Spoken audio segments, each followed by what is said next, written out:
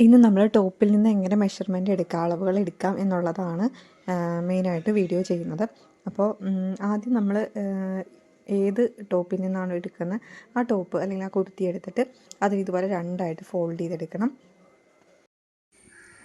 ഇനി നമ്മൾ ആദ്യമായിട്ട് മെഷർമെൻ്റ് എടുക്കുന്നത് ബോഡി ലെങ്ത്താണ്, ഫുൾ ബോഡി ലെങ്ത്ത്.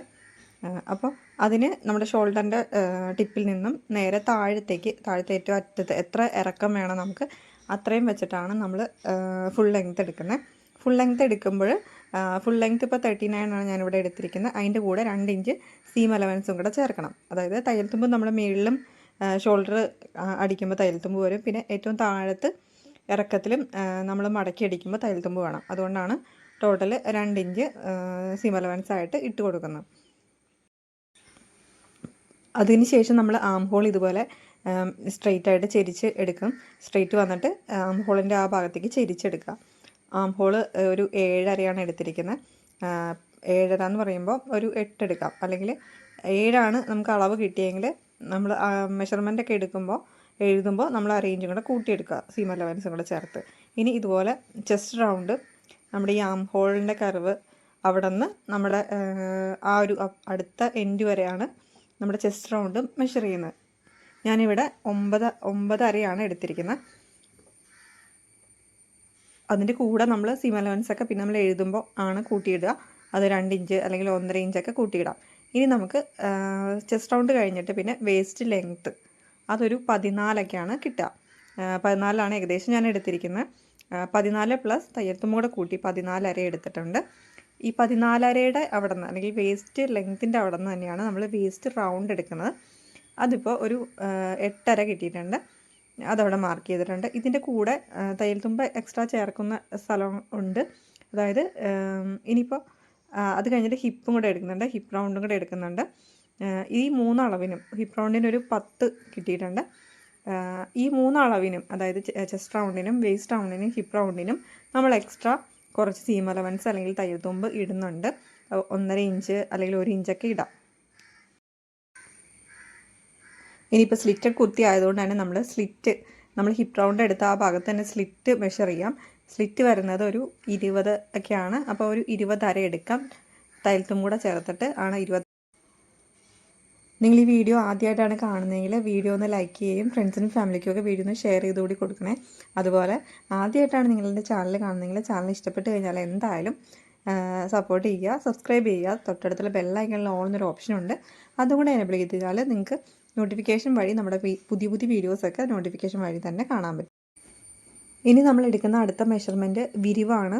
അതായത് നമ്മൾ സ്ലിറ്റ് കഴിഞ്ഞിട്ട് കുറച്ച് താഴത്തേക്ക് ആ ഒരു സ്പേസിൽ വന്നിട്ട് അവിടെ നിന്ന് നമ്മളിപ്പോൾ ഹിപ്പ് റൗണ്ട് എടുത്ത പോലെ തന്നെ വെർട്ടിക്കലായിട്ട് തന്നെ മെഷർ ചെയ്യുക.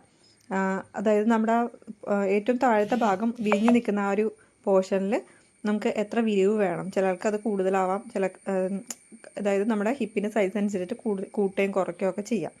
അപ്പോൾ ഇവിടെ ഒരു 10 എടുത്തിരിക്കുന്ന വിരിവ്. അതിൻ്റെ കൂടെ തന്നെ നമുക്ക് 1 ഇഞ്ചും കൂടെ 10 നമ്മൾ എഴുതേണ്ടത്. നോട്ടിൽ എഴുതുമ്പോൾ നമുക്ക് 10 തന്നെ എഴുതാം.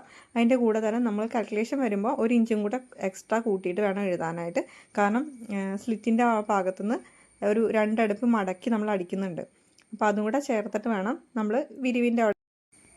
ഇനി നമുക്ക് എടുക്കാനുള്ള കാൽക്കുലേഷൻ എന്ന് പറഞ്ഞു കഴിഞ്ഞാൽ നെക്കിൻ്റെ പോർഷനാണ്. ബാക്കിയുള്ളതൊക്കെ കവർ ചെയ്തിട്ടുണ്ട്. പിന്നെ നമ്മുടെ സ്ലീവിൻ്റെ ആ ഒരു ഭാഗവും ചെയ്യാനുണ്ട്.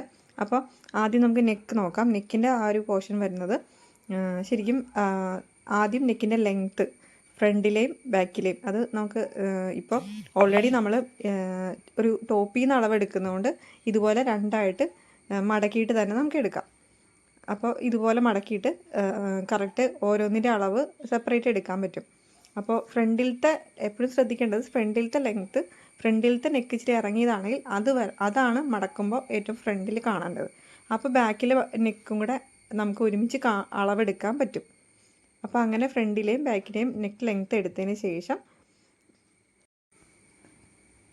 നെക്കിൻ്റെ വിഡ്ത്ത് കൂടി എടുക്കുക. നെക്കിൻ്റെ വിഡ്ത്തും അതേ പ്ലസ് ഷോൾഡറും കൂടെ എടുക്കുക. ഷോൾഡർ എന്ന് പറയുമ്പോൾ നമ്മുടെ ഷോൾഡറിൻ്റെ ആ ഭാഗം തൊട്ട് നമ്മുടെ നെക്കിൻ്റെ ഭാഗം വരെ ഫുള്ളായിട്ട് ഷോൾഡർ എടുക്കുക. ഷോൾഡറിൻ്റെ കൂടെ 1 ഇഞ്ച് തയ്യൽത്തും കൂടെ കൂട്ടിയെടുക്കാം. അതിൻ്റെ ശേഷം നമുക്ക് സ്ലീവിൻ്റെ ഓരോ ഭാഗങ്ങളായിട്ട്, അതായത് സ്ലീവിന് ഏറ്റവും നമ്മുടെ ആം ഹോളിൻ്റെ ആ ഭാഗത്തുള്ള സ്ലീവിൻ്റെ റൗണ്ടും, അതുപോലെ പകുതി വെച്ചിട്ടുള്ള സ്ലീവിൻ്റെ റൗണ്ടും, അറ്റത്തുള്ള സ്ലീവിൻ്റെ റൗണ്ടും എടുക്കുക. 3/4 ആയതുകൊണ്ടാണ് ഈ നടുക്കുള്ള ആ മെഷർമെൻറ്റും കൂടെ എടുക്കുന്നത്.